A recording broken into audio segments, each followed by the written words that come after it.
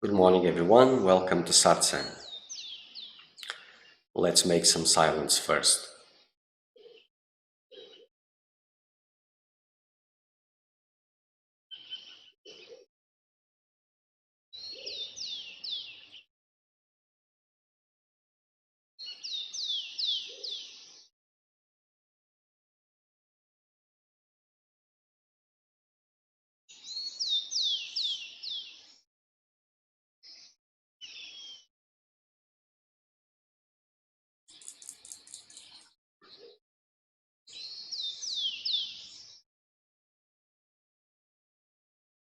Silence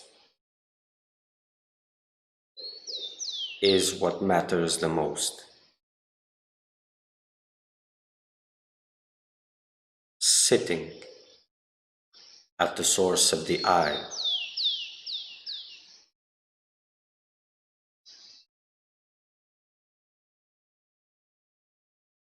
oblivious, untouched by any thought, feeling, sensation,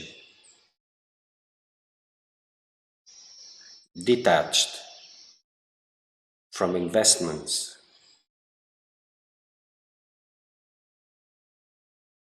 Besides resting here, nothing else is important, nothing else to consider.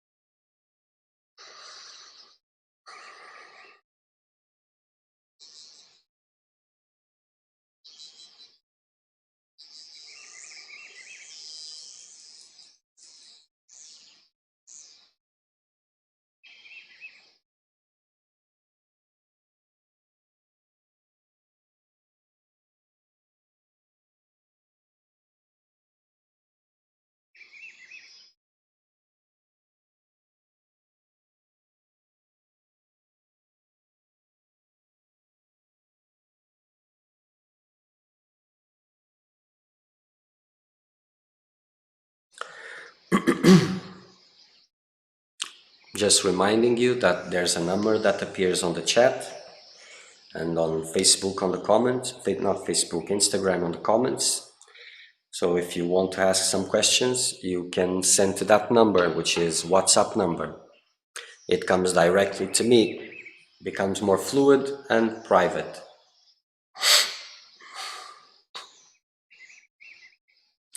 So I started this by saying that silence is what's more important.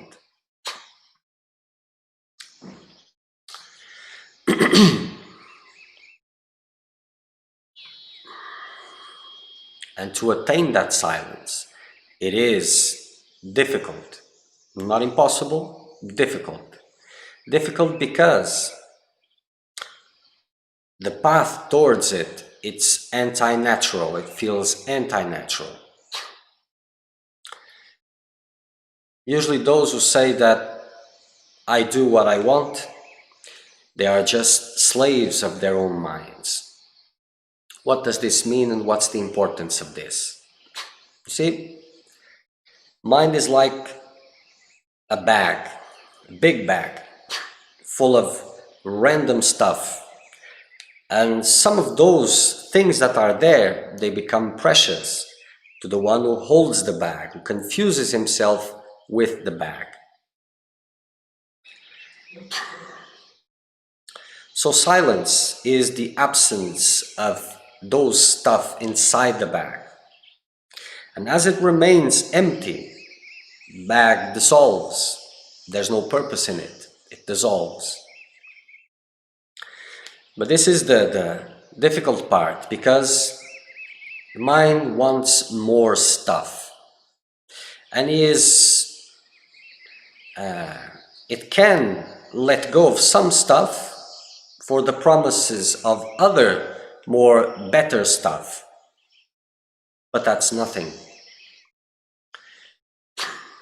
So in your quest for silence, it's like the dissolution of the mind. And the dissolution of the mind represents the dissolution of that which you now believe that you are, that individual identity. And the barriers towards it are enormous. In the same way that there's an instinct to protect the body from being harmed, there's an instinct to protect life.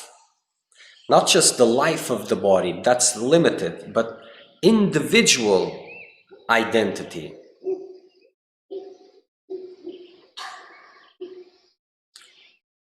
So in a way, this path towards silence, to be able to remain at the source of the I continuously, all these ropes, all this stuff that were in the mind cannot be there. They must have long disappeared.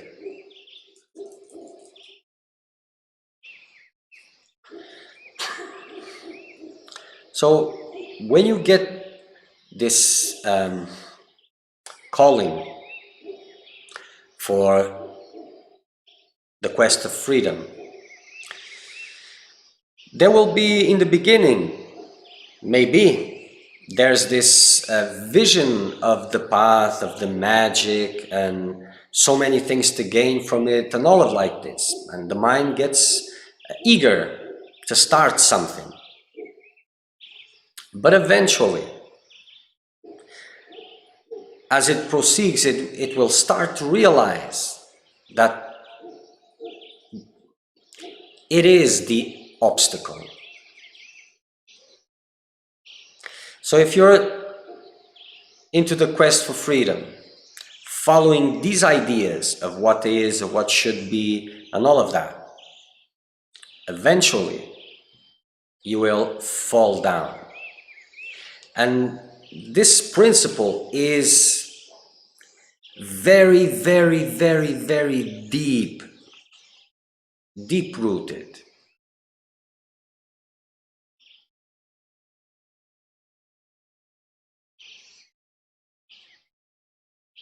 So this surrender, the term surrender used in spirituality, is much more important than it seems.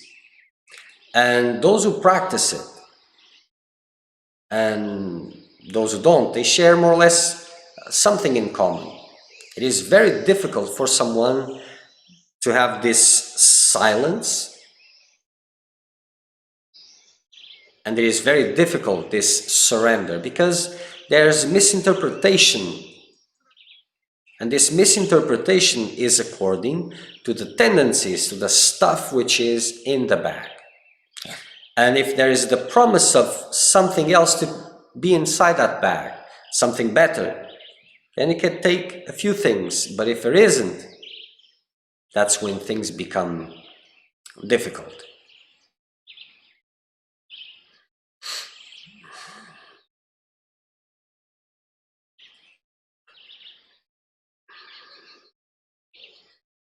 So in the beginning, there is a identification, a complete identification with the mind. There's no distance from the I and the mind. These are my thoughts, this is my will. I want this, I don't want that. This is complete identification. I want to go into the quest of freedom. I want to do this and I don't want to do that. Identification, identification.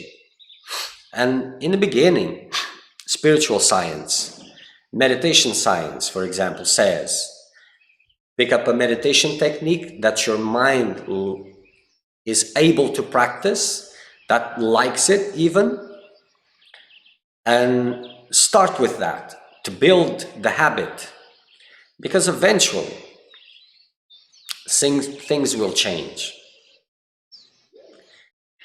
So there is a training which is necessary to increase this distance from the I to the mind.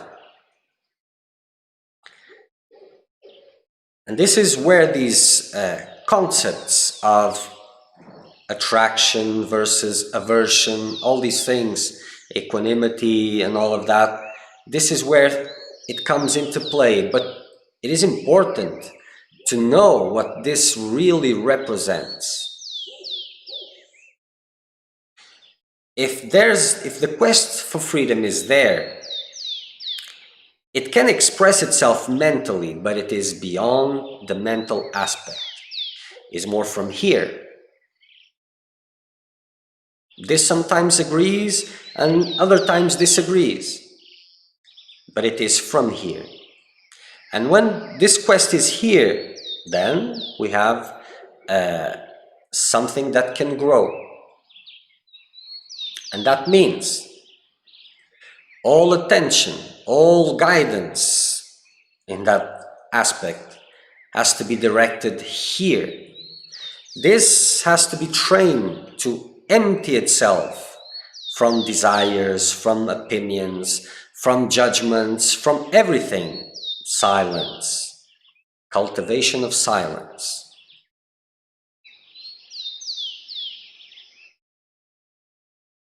And there's a lot that can be done into that sense.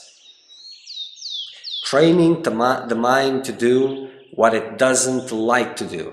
So those things you don't like to do, use them in your favor and make them. So all this theater, which is human life, and at the center, this individual consciousness. It's like immersed in a theater play that comes and demands this and aspires that and wants this and rejects that. You have to remove yourself from this constantly.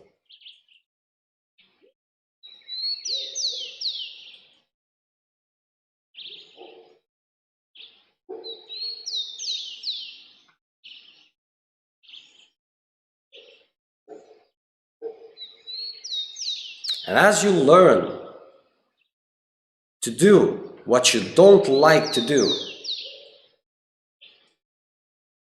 you start to acknowledge this distance And as you train the mind, as you get this distance, it becomes more possible to train the mind to stay put.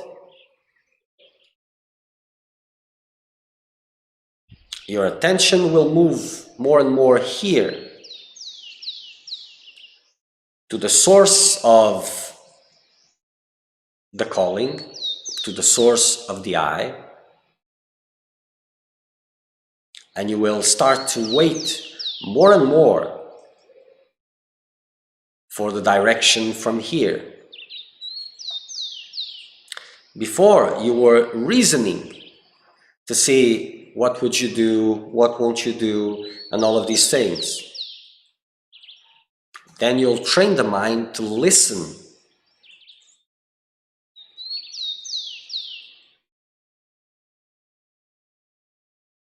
Knowing that the mind speaks ceaselessly. This doesn't.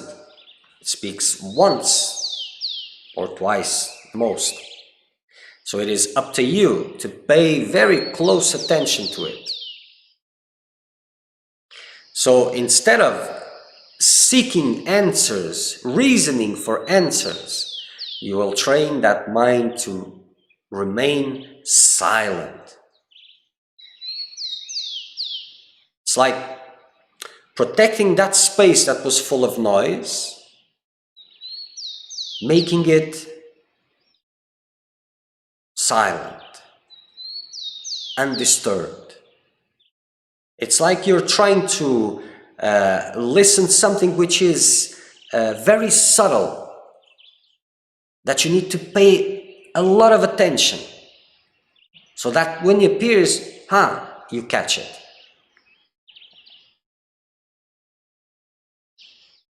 So there is a very different mindset from the normal behavior pattern, where you're judging, analyzing, and all of these things, seeing what is best, what is worst, to silence and listening and obeying. Listening and obeying, not judging, not evaluating.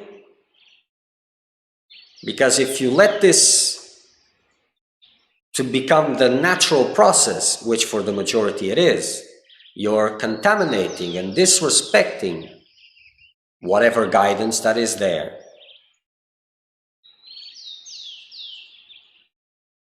Because you are treating things as random, just because of your fears, attachments. But if it's coming, it is sacred.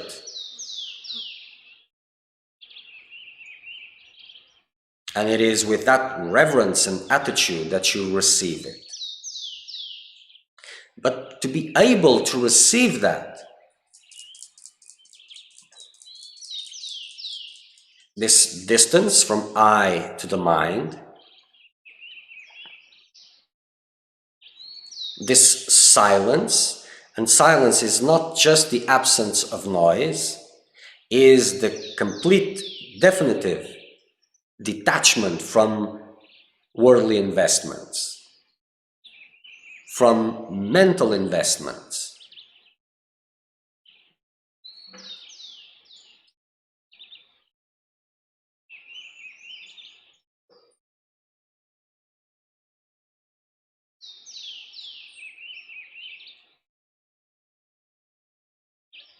Because if the call is here, there must be something calling.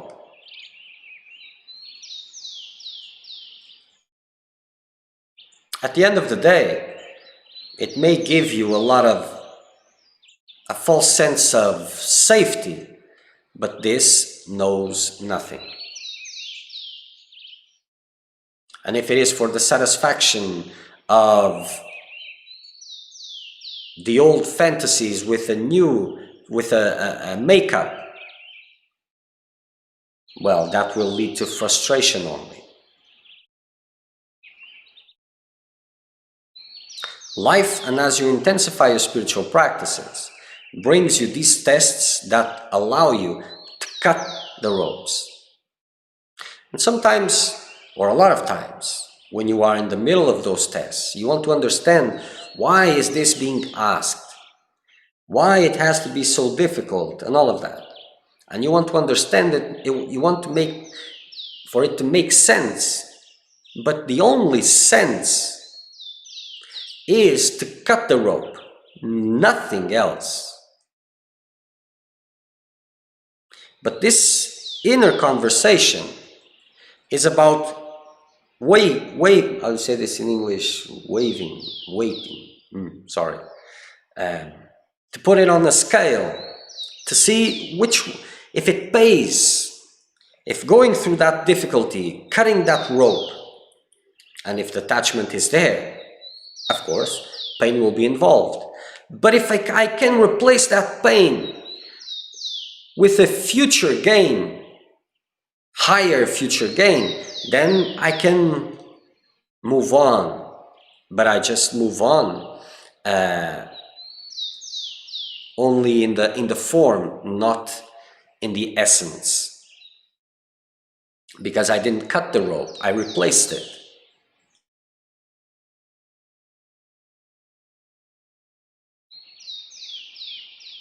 Silence is all that matters.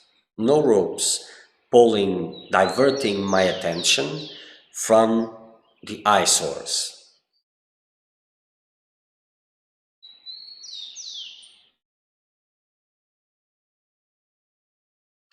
Mind has to be trained to be still, to wait for guidance.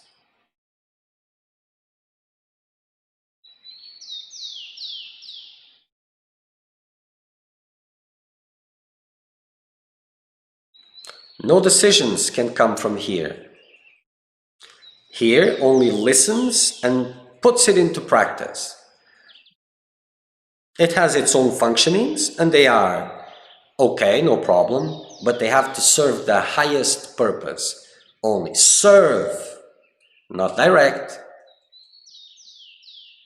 not judge, not evaluate. Serve.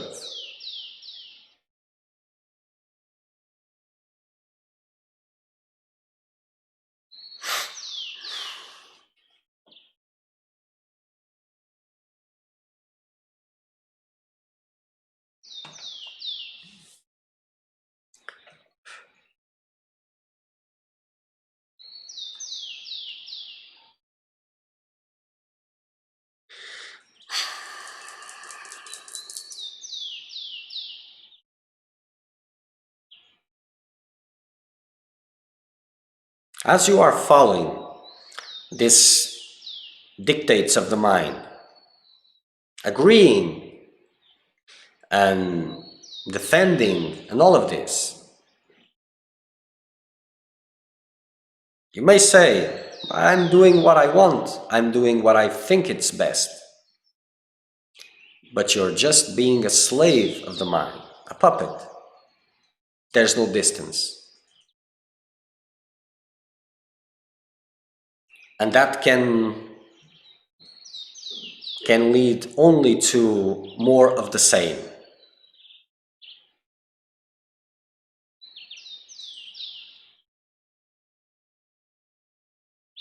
Mind becomes an empty space.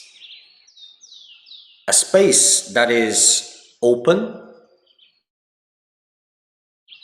like a whiteboard that is there just waiting for something to be written. That is guidance. And guidance comes when it has to come.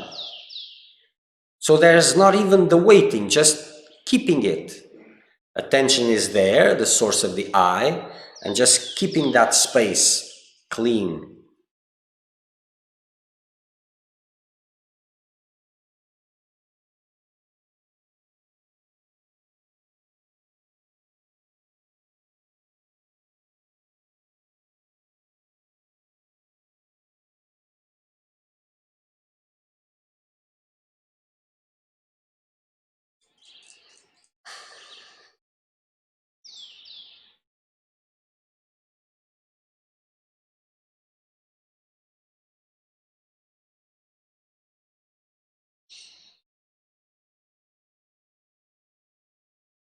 And that is more important than you might think, because eventually, if you push it enough, if you maintain your intent for freedom long enough, things will start coming in your way.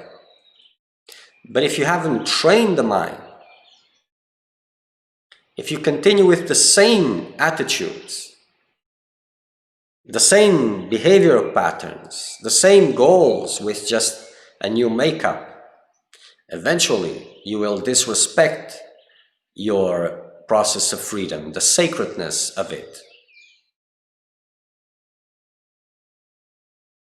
And that, for those who know, the price is bitter.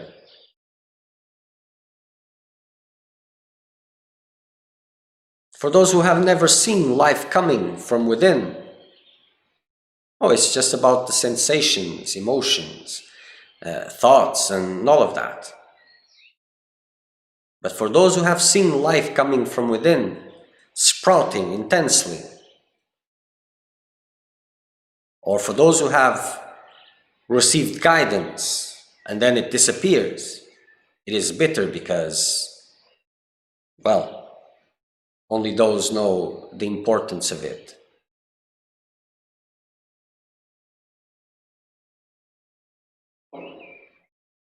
So for those who have the calling and they are putting their utmost intensity, sometimes there is the doubt. Is something going to happen? Is there anything happening? Am I doing anything? But that's not really the question, because if you are giving intensity to it, something is happening. But the question is, will you be ready when the life starts sprouting?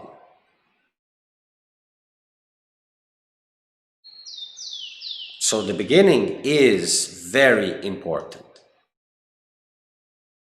And the mind has to be continuously kept silent, not suppressed, but empty. So teachings have to lead to silence, because or else it's just replacing concepts. It's like the mind wants to build a structure with these materials. Now this level of materials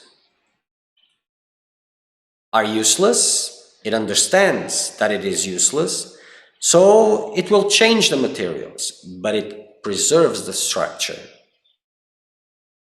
So old investments with a new makeup.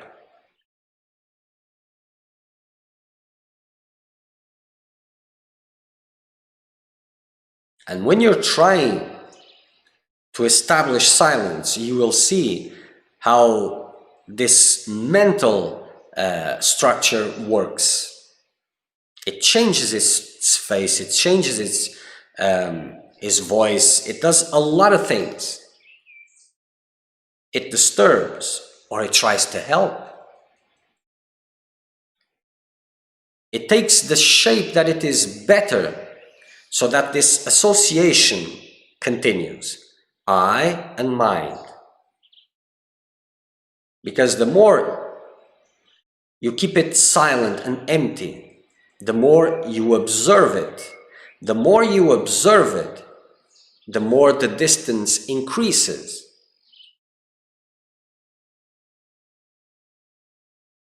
Some people, they have the vision of this distance by other means. For example, when they are anxious or very nervous or something like this, the mind starts chattering so much that they cannot even be a part of that conversation, of that noise, because it is so loud and so distant that they are helpless in that situation, sometimes imagining, have I gone crazy?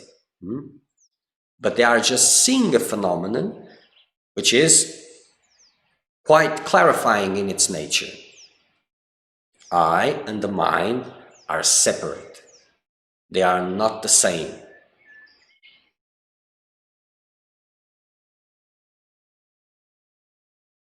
And this condition is needed.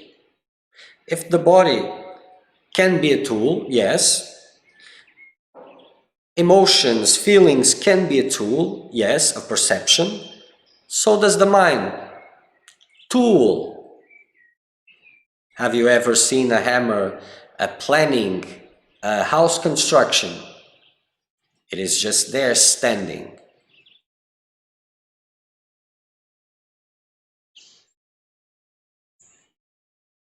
So there's all the time is just available for contemplating at the source of the eye. And whatever guidance is needed, it will be written in that spotless space. And the mental mechanisms, its structures are there to put that in practice, the way it was presented, whatever that means. And that's it. No other function is needed for that tool.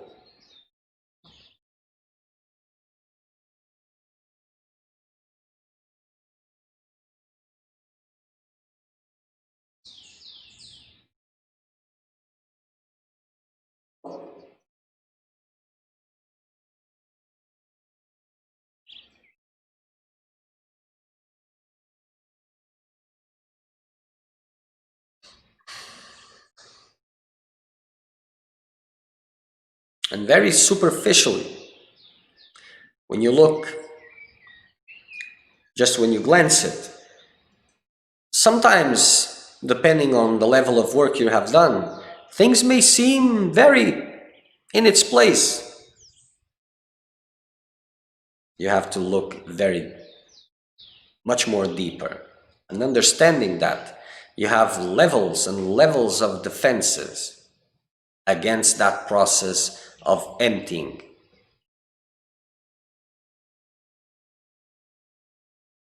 You will need a very high level of honesty towards yourself. You must have been able, before this, to observe all what you think is negative and what you say is yourself, without being constrained, without being impressed.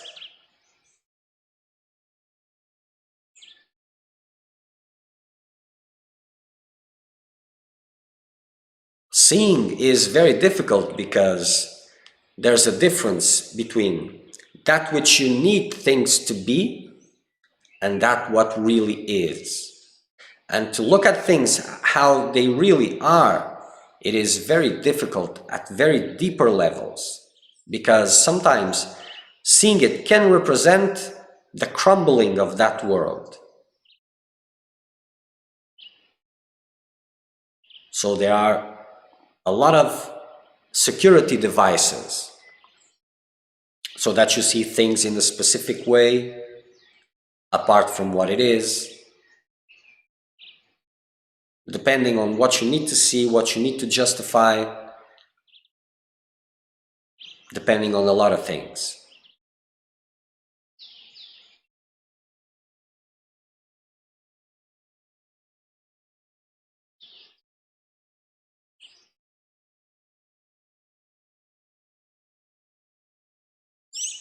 Turn that mind in an instrument.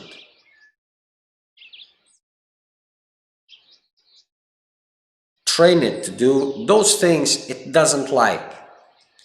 It's like establishing a relationship with a tool, an object, not I.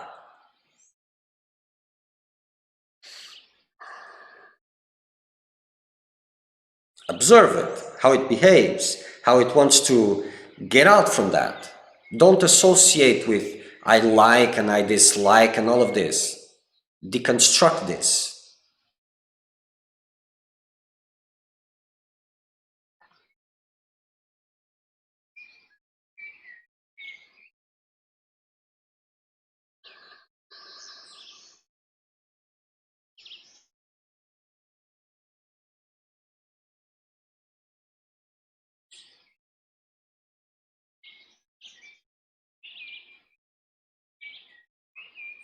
It should become easy or the same, doing those things you like and doing those things you don't like. It has to become the same, unimportant. Because each preference, each aversion is agitation, not silence, not stillness. It is a rope that is there pulling you.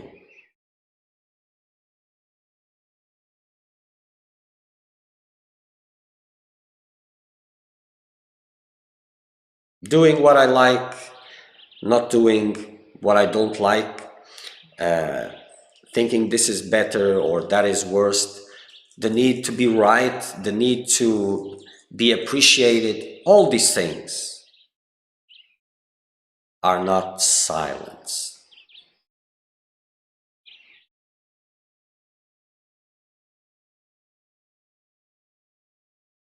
And as you continue to be driven by these things, you're the tool in the hands of the mind. The I is the servant, because it is being used by the mind, and the time, the purpose, and all those things is just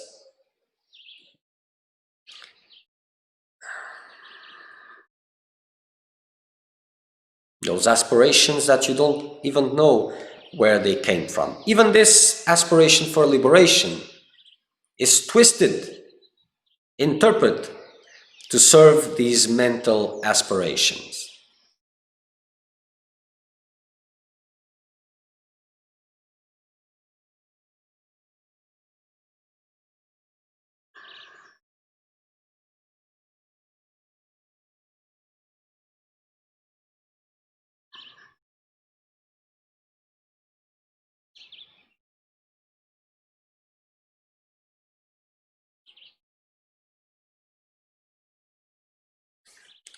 Okay. If there's any questions about this subject, you can send either whenever you see this video, and as soon as possible they will be answered. So next satsang will be Sunday. Sunday, 9 o'clock in the morning, Brazilian time, UTC -3. Until then, intensify your process, make it real for you.